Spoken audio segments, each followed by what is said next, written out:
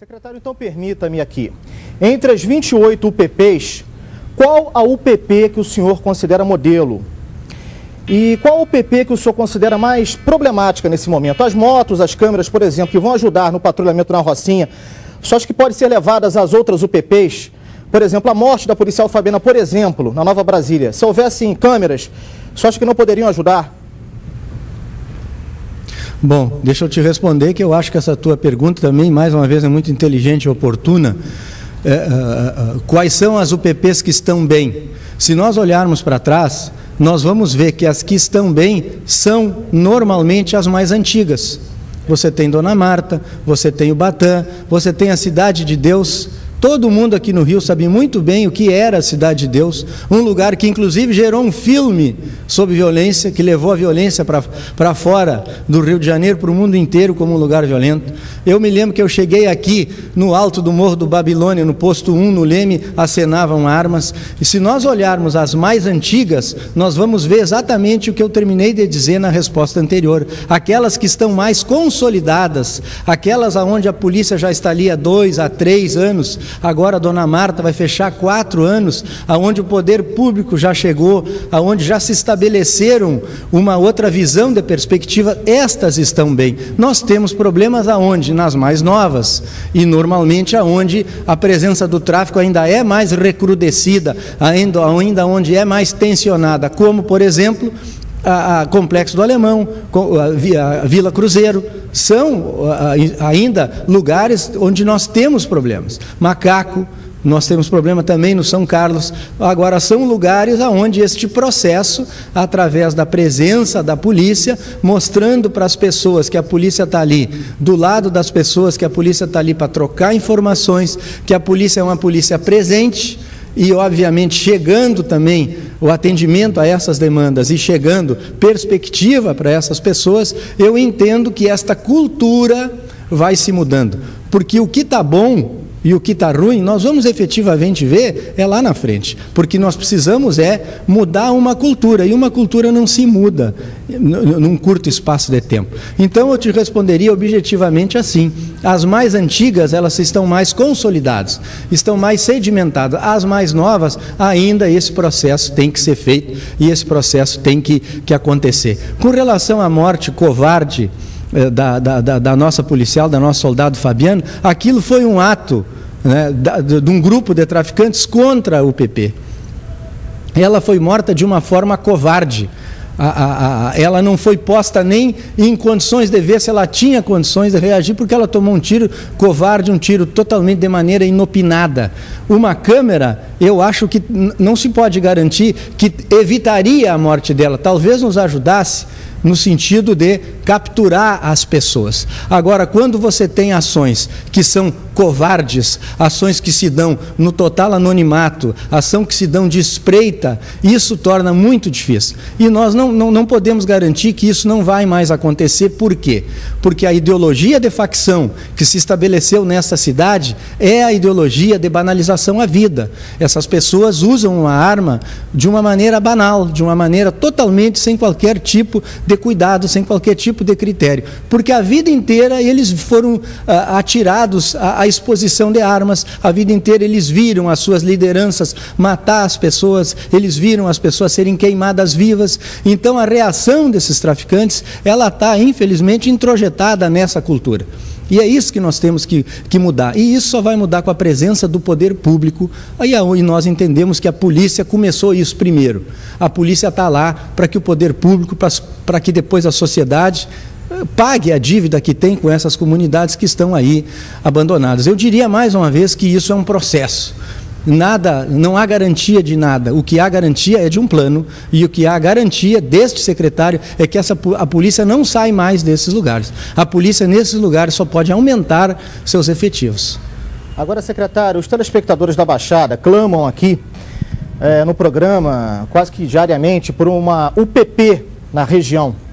Os sentimentos eu transmito para o senhor são de angústia, de muita aflição, para que surja uma UPP fora da capital. Por exemplo, a Chatuba, tudo que aconteceu lá recentemente, de fato, é a minha pergunta. O senhor acha que existe uma possibilidade dessa UPP na Chatuba, na Baixada Fluminense? Está dentro dos seus planos, dentro do seu cronograma, secretário? Claro que sim. Está planejado para a Baixada, está planejado para Niterói, está planejado para a Zona Oeste, está planejado para a Zona Norte. E eu queria dizer para a população da Baixada que a angústia dos senhores é a minha angústia.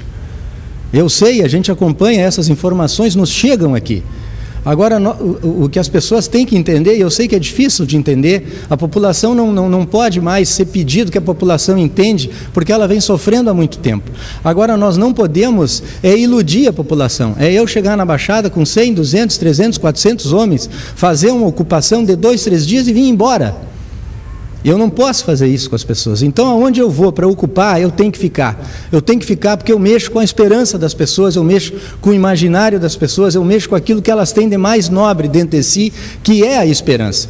A Polícia Militar fez um esforço imenso e vamos fazer, estamos quase inaugurando já aquela companhia destacada, que não é o que nós pretendemos. Nós pretendemos uma UPP, mas precisou se fazer essa ação por quê? Nós estamos aqui numa política há 5 anos e meio, no sentido de reduzir índice de homicídio. Nós não vamos permitir que em menos de 48 horas, 8 homicídios aconteçam. Então nós tínhamos que ir para lá, estamos fazendo esse imenso esforço, como fizemos em Niterói. Mas o plano, o projeto, ele vai contemplar também a Baixada. Mas quando nós chegarmos aí, gente, os senhores podem ter certeza que nós vamos chegar para ficar. Nós vamos chegar dentro de uma estrutura que vai se perenizar. E dizer aos senhores com muita franqueza, nós não temos como atender todas as áreas do Rio de Janeiro. Nós temos problemas na Baixada? Temos sim, eu sei disso. Nós temos também problema em Costa Barros, nós temos problema na Kennedy, nós temos problema no Lagartixe, nós temos problemas no Morro do 18.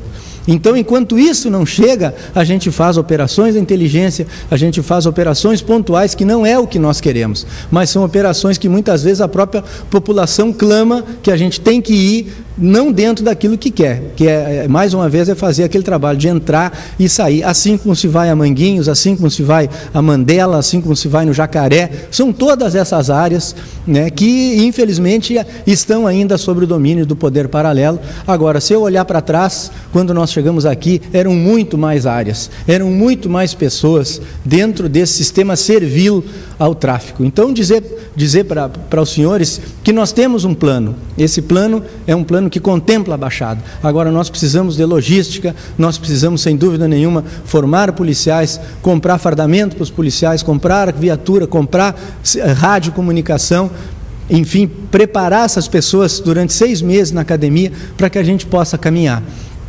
A esperança que eu digo que os senhores têm que ter é ver que esse projeto está acontecendo, que ele não está parado, ele não é pirotécnico, ele não é espetacular, ele não é porque tem a eleição de A ou de B.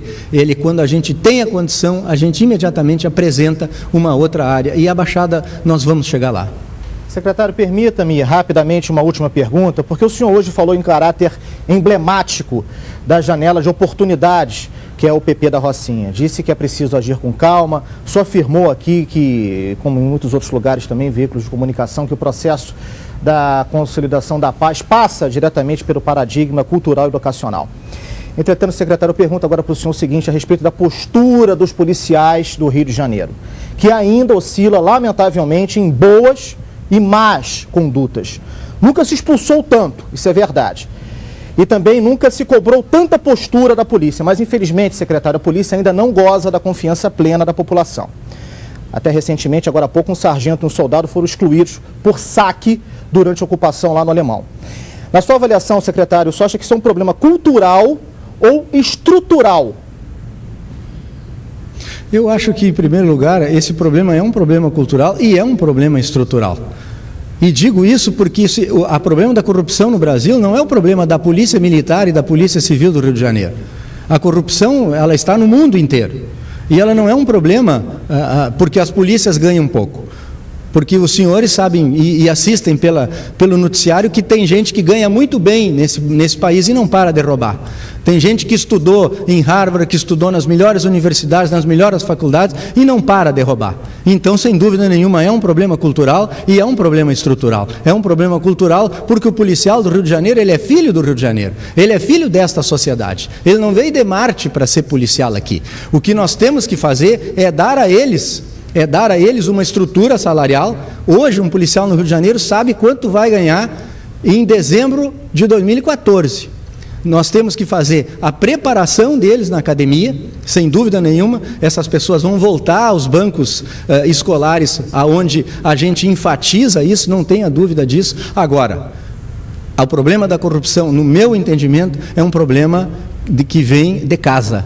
É um problema lá que o papai, que a mamãe, quando educaram seus filhos, souberam passar. E eu tenho certeza que todo pai e toda mãe se esforçou para fazer isso. Não existe filho mal educado, existe filho que não soube ouvir pai e mãe, existe filho que não soube ver o exemplo, porque nós temos uma infinidade de pessoas que ganham muito pouco, uma infinidade de pessoas que não têm um arcabouço cultural ou até estrutural imenso e não são corruptas, trabalham diariamente e ganham seu salário. Nós vamos continuar com esses projetos e na medida em que esses policiais vierem aparecendo, desviando da sua conduta, nós temos que ter a obrigação de apresentar, de expulsar exemplarmente da corporação. Punir não é nosso problema, a gente pune muito bem. Eu gostaria que isso não acontecesse, mas infelizmente a corrupção não é um problema somente da Polícia Militar do Rio de Janeiro. Secretário, os telespectadores estão telefonando muito para cá, inclusive moradores da Ilha do Governador.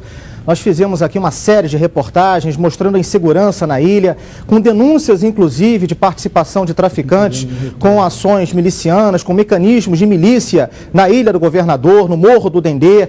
Inclusive, entrevistamos pessoas, moradores da ilha, que disseram que policiais também estavam envolvidos em esquemas de corrupção com traficantes, com ações de milícia na Ilha do Governador. O senhor tem algum projeto específico para a Ilha do Governador, secretário? Uma UPP para a ilha, por exemplo?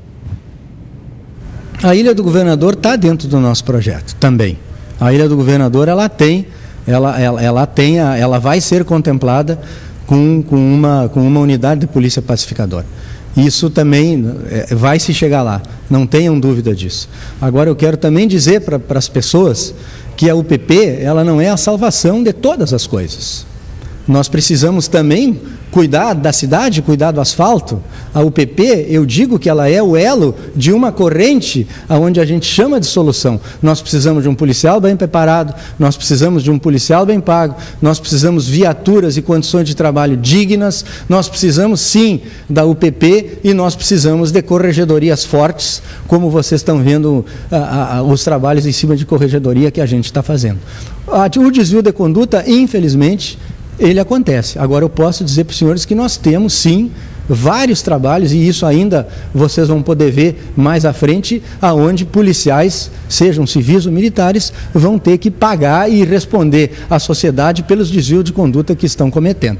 Eu posso afirmar a vocês que não passaremos aqui pela Secretaria de Segurança sem efetivamente mostrar aos senhores, eu acho que isso vem sendo feito, né, a proposta que nós temos de efetivamente fazer uma polícia cada vez melhor. Porque uma polícia boa, em primeiro lugar, ela tem que ser uma polícia sã, ela tem que ser uma polícia limpa. Não adianta você ter uma série de projetos e você ter dentro dela a corrupção. É um problema histórico, também não é um problema novo e não é, infelizmente, um problema que vai se resolver de uma hora para outra. Mas eu diria que ações visíveis existem com relação a isso também. Secretário de Segurança José Mariano Beltrame, muito obrigado pela sua entrevista, parabéns pelo seu trabalho. Eu repito aqui, a população do estado do Rio de Janeiro confia no senhor. Muito obrigado, é uma honra recebê-lo aqui. Um abraço forte para o senhor, secretário. Um abraço a todos, mais uma vez meus parabéns e boa tarde. Boa tarde, obrigado. Secretário de Segurança José Mariano Beltrame, ao lado da repórter Gabriela Ferreira.